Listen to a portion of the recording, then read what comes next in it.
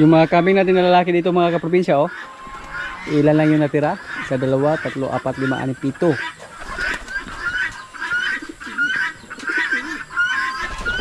Walo. 8 heads lang yung natira sa ating mga kambing dito na lalaki. Kasi ibininta po natin sa mga nakaraang linggo. Bali yung kambing na naibinta natin lahat nasa 14 heads. Noong una nagbinta tayo ng 4, tapos may pumunta din dito para bumili ng 2 pang materyales, at 8 yung dinala natin doon sa stockyard. Ayan. 8. Bale 14 heads yung nabawas natin sa ating mga kambing, kasama sa ating mga inahing kambing.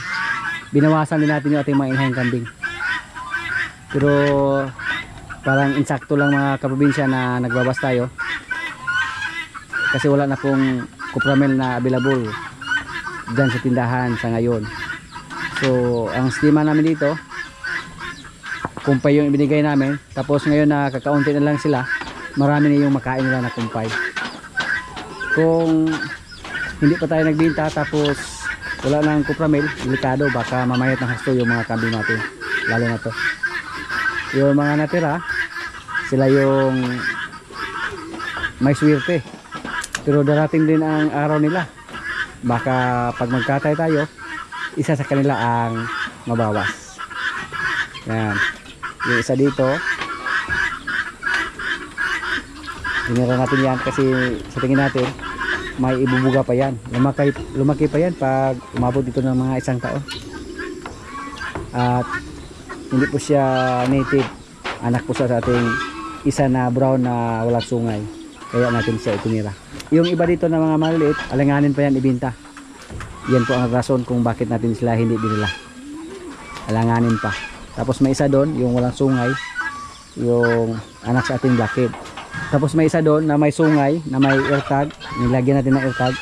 Palatandaan na anak siya sa ating blackhead, nilagyan natin ng airtag. At yung kapatid niya na walang sungay, nabinta na po natin.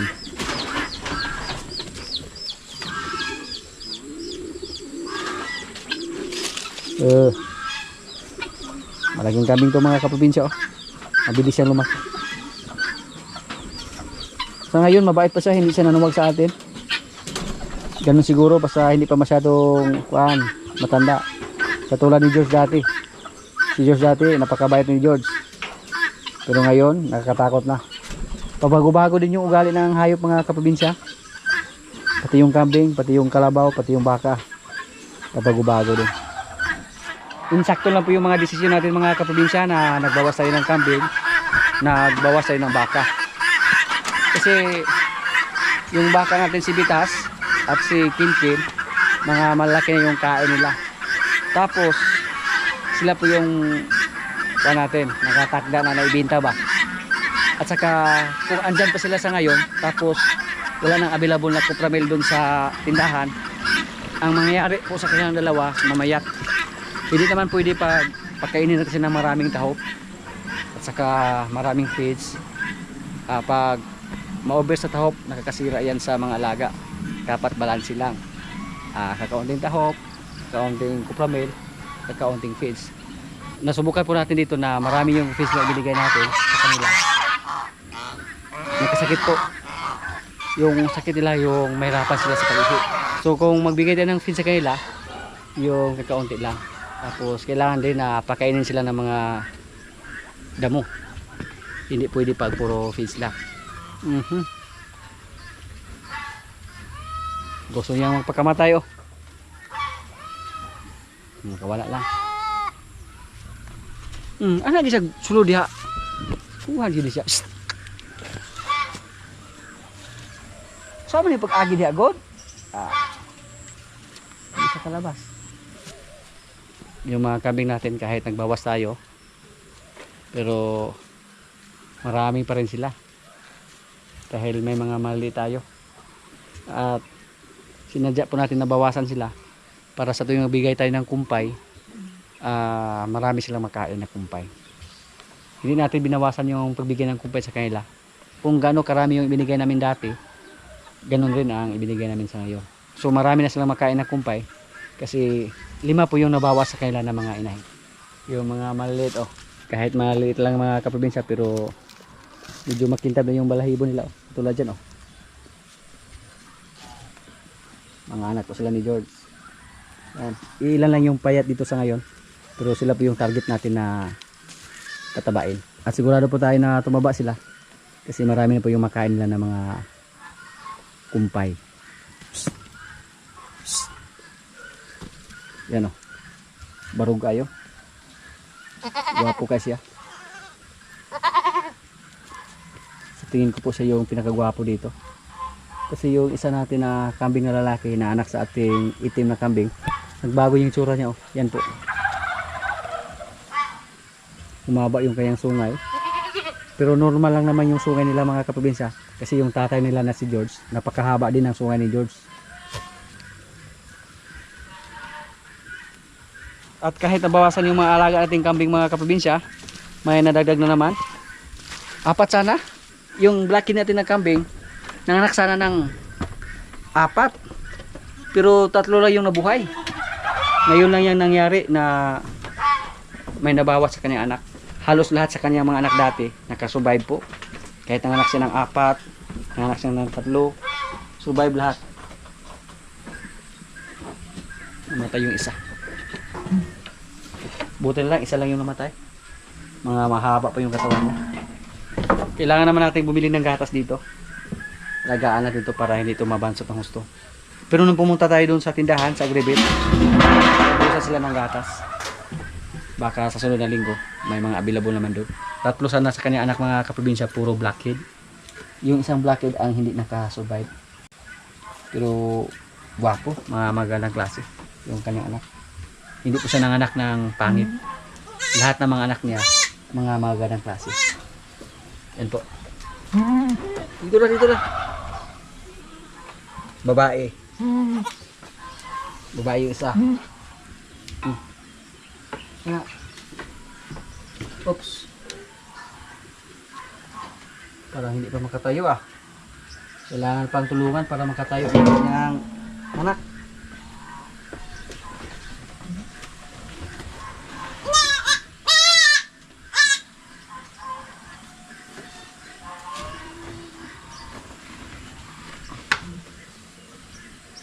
Lalaki. Yan. Lalaki. Brown head.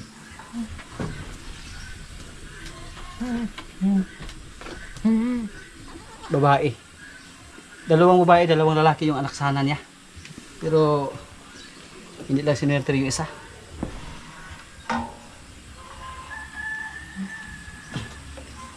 Napakasayang. Yung kambing natin mga kaprobinsya, pag siya yung mga anak, maramihan yung anak niya.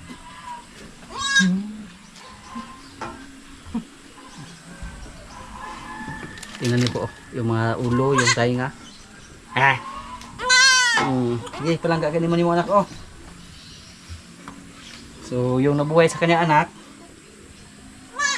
2 babae, 1 lalaki. Yung isang lalaki namatay. Yung kambing na yan mga kaprobinsya, marami na siyang kambing na ibigay sa atin. Lalo na kung hindi namatay yung isa ngayon. Tapos yung sunod ng mga anak, sa ating mga kambing dito, ito po. Siya yung last na mga anak. Kasi yung iba dyan, bago pa lang nakastahan. Maganda na yung kulay sa ating mga kambing dito. Hindi na sila mga pure native. Naibenta na natin yung mga babae, yung mga inahan natin na medyo pangit ng sura. Hindi na namin mabilang mga kaprobinsya kung ilan yung kambing na naibenta namin. Marami na. Taon-taon po tayo nagbinta dito. Yung kambing natin, si George, grabe. Maramihan yung lahi niya. Marami po sa ating mga kambing dito ang nanganak ng tig-3. Ito po, malaki po yung tiyan niya. Parang malapit na din siyang mga anak, pero siguro nasa mga 1 buwan pa lang mula sa pagkasta. Napakalaki na yung tiyan niya. Usap po kami ni Jojo na tsaka namin to i-demolish kung tuluyan na itong mag-iba. Sa ngayon, mapakinabangan pa namin. So, dito lang muna sila. Pero ang iniisip ko sa ngayon, yung mga lalaki nating kambing na mga maliliit, sila yung kailangan natin na ihiwalay. Kasi kapag andito lang sila palagi, pwedeng makasahan nila yung mga kapatid nila. Kailangan po silang ihiwalay doon. sa kabila. Pag lumaki na yung mga kabi natin dyan mga kaprobinsya, parang hindi lang nabawasan yung mga kabi natin kahit marami yung nabawas sa kanila.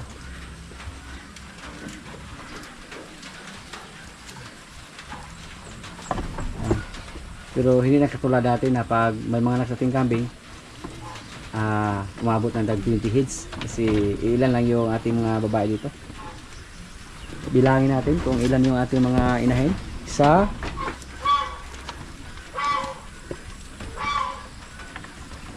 so yung natira sa ating mga kabin dito mga kaprobinsya ng mga inahin, 9 heads.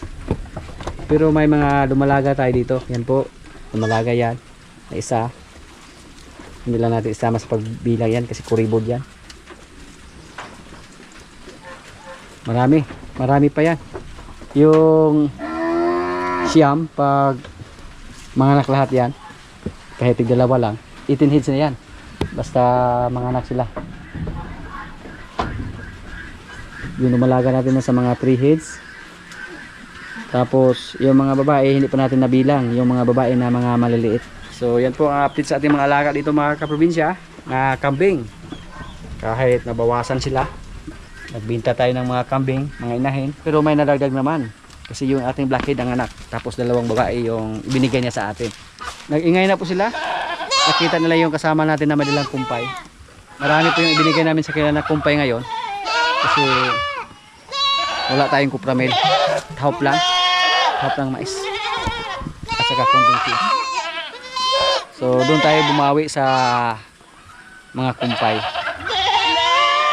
Dong. Gwapo ka lot.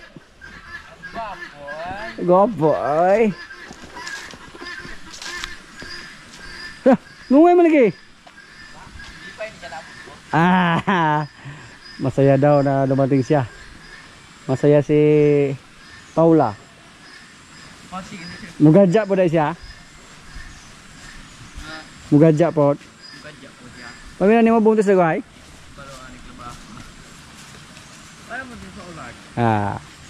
Sa mga nakaraan po mga kaprobinsya, marami pong kaganapan dito sa ating area. Si Jane, napaiay na natin. Yung pangarap natin na mapaiay dito, natupad na, pero wala pang resulta. Nabdos? Wago pa. Yung mga doon buntot. Pero no.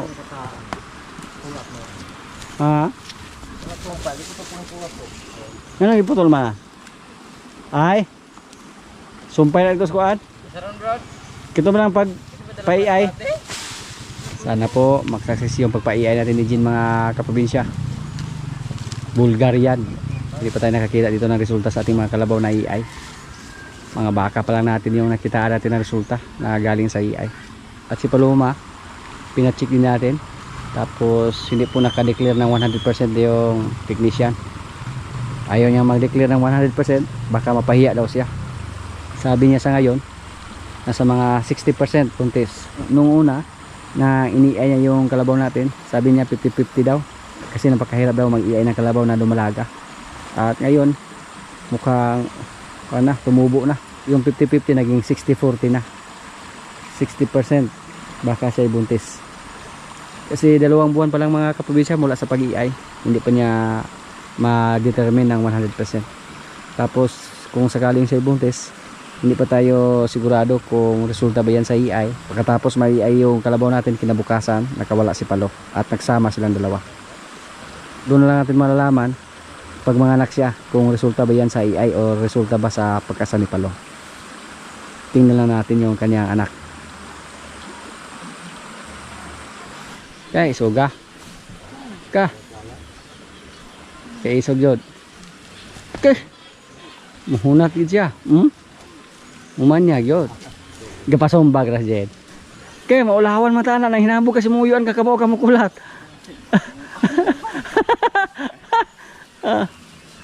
No ay ana okay na ta ikublaan siya bro no. Si Paula hindi pa tayo sigurado kung buntis ba yan. 5 February pa natin ipacheck si Paula para sure ball ba. Ugaya lagi ng kulat lagi mo. Gutom na si Jane.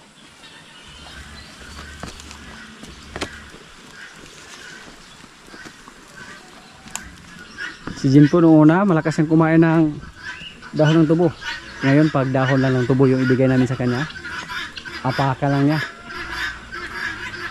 Kaya napier yung kinuha ni Brod para ibigay kay Jin. Yung isa nating baka mga kaprobinsya, si Batang, napakasana din natin ni Limer. Sila po yung hinihintay natin na mabreed natin silang dalawa. Sana po mabuntis din. Kung hindi siya napakasaka tulad dati, ipaiiya lang sana natin siya. Pero naging mabait si Batang. Nagpakasa lang siya. Yung dalawa nating kambing, malakas na lumidi. Kusog din tuloy sa lagi bo. Asa to kusog na mukagpasaw ana? Pero sa minus mukagpasaw. Wala pag gitawon siya na niwang kayo ng brown. Mangilog siya. Effective yung ginawa namin. Yung gatas sinaluan ng feeds para maamoy lang gatas o para matikman. Ayun po yung isa. Malakas na yan kumain ng feeds. Me! Me! Me! Me!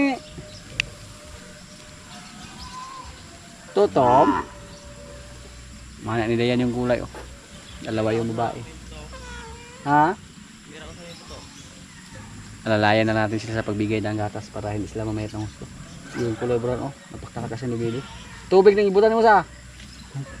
La, suka-suka siya.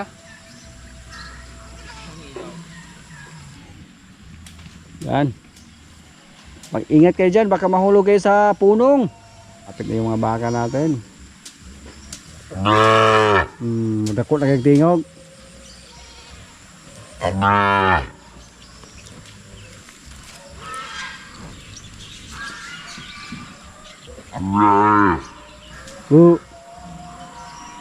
Ay mo pahilabot ha. Galaway ramo. Para na kay bibing gamay. Buti lang matapang si Basya mga kaprobinsya. Hindi siya magpalapit ng ibang baka. Yung isa makulit yung si Kuan, Bitas Junior.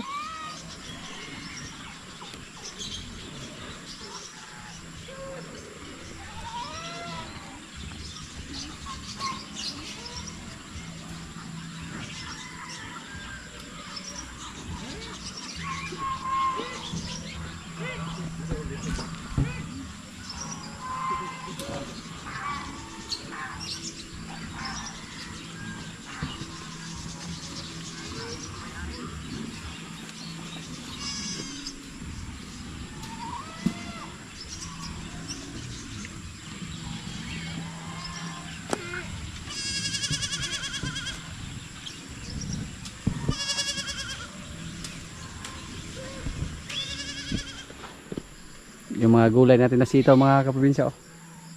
Sob na yung pangulam namin.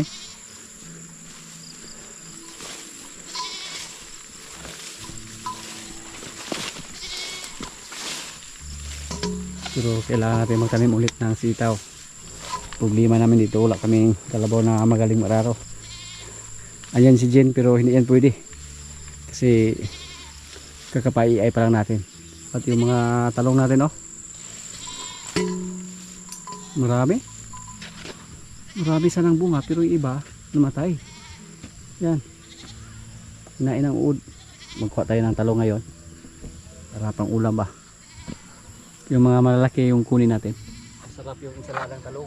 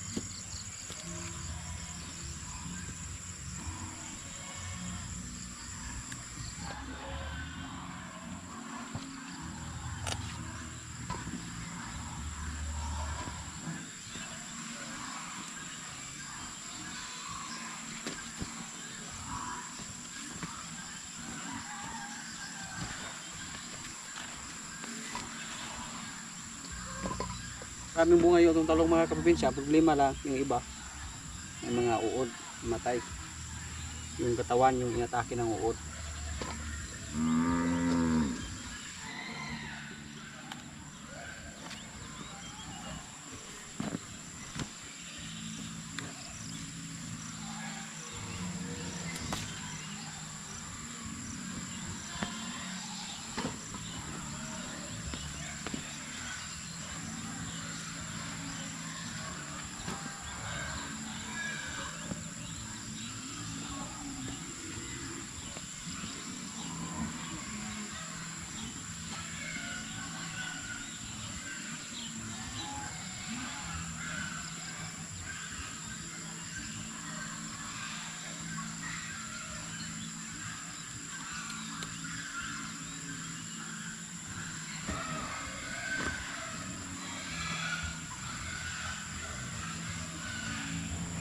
Marami mga kaprobinsya. Surdo yung pang ulam namin. Yung mga kasama natin, sawan na sila sa adobong talong. So, insaladang talong yung tirada natin ngayon dito. Akala ko po kaya na, kakaunti lang yung makuha natin. Tingin ko po nasa mga 5 kilo yung naharvest natin ngayon. Tapos marami pang natira. So ito lang yung gagawin natin kung sakaling maubos yung mga pato natin dyan at saka pabo. Magparami rin tayo dito ng tanim na gulay. May mga galay pa tayo dito. Yung sitaw, next time na yan.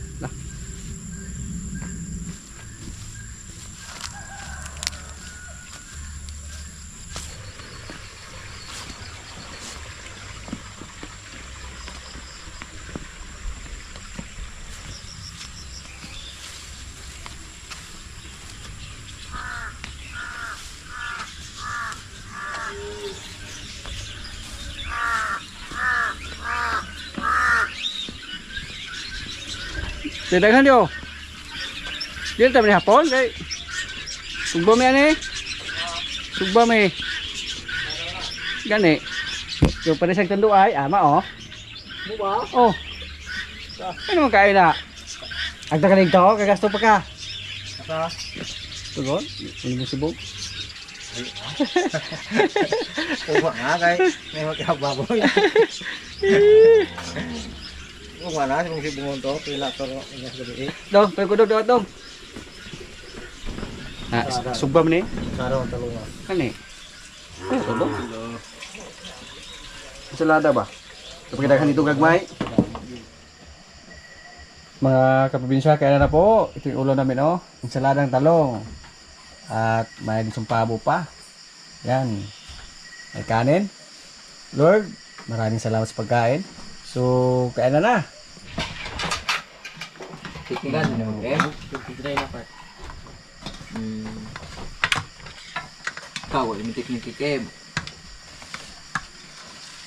Ka-teknik mo food ka keb. Wala maharot ang talong sa.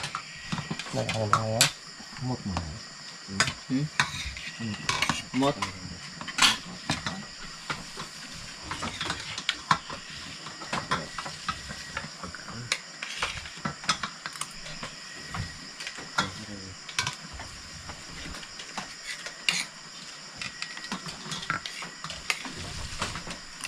Dong, swata dong, kamay ko dong.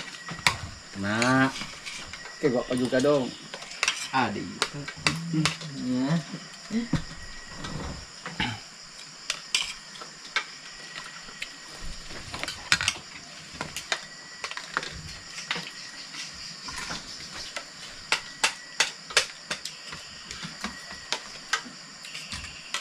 Ay, napapit tayo sa sub. Adobo na to. Dito to, Jo.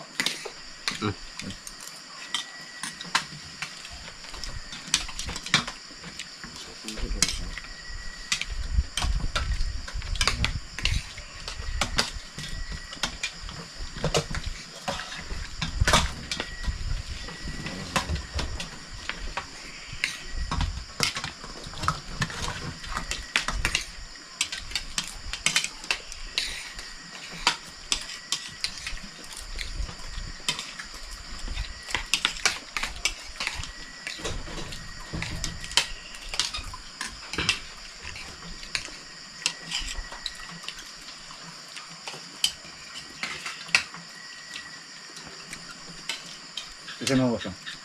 Dito. Di ba ito? Nahuli. Tulamin kung cute sa akong isulaya ka oh. Sumo na kayo. Nalang. Yang nga hindi ba itong wal. Kung gadi eh. Naghangga 15 ka bukto.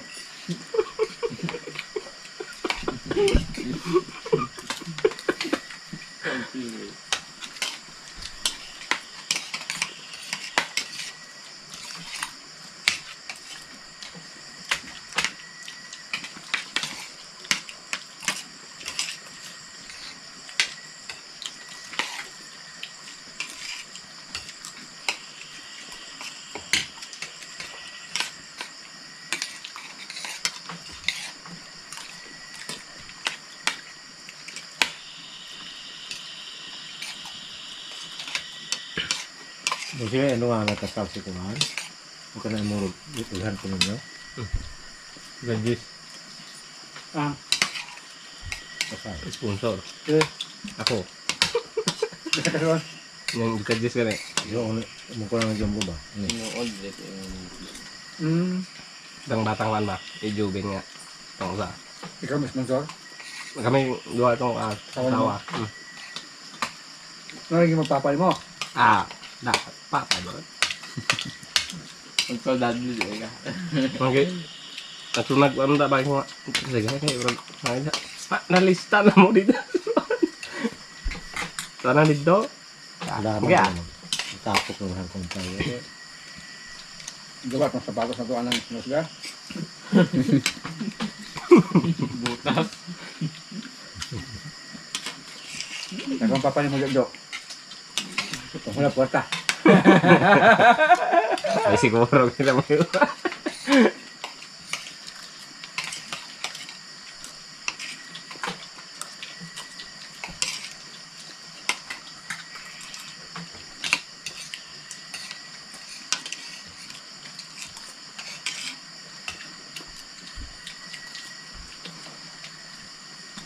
Baik pura ka London. Nagdungan na sa kasalangan. Sa baik juga ya, anjol judan. Simbahan dah ha. Tuloy ko gapon na. Dog na kasi Di hindi ko matulungan. Okay. Naman na yung mga kwantitas baik na yung sa babaw. Kaya Aduh, ang itong iyong katitan. ito tayo bilhin Kim. Do tayo kadugan siya sa Ang plano din ako mo. Kaan? Uy, ano ko ilis?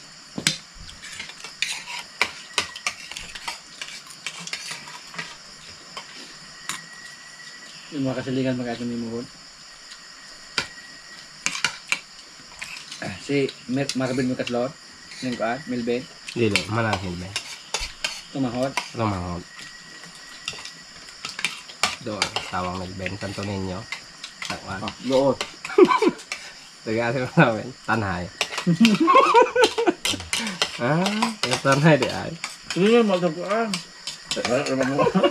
Ano namin? Santo Niño. Lagi yun na dawis mo, lagi yun na.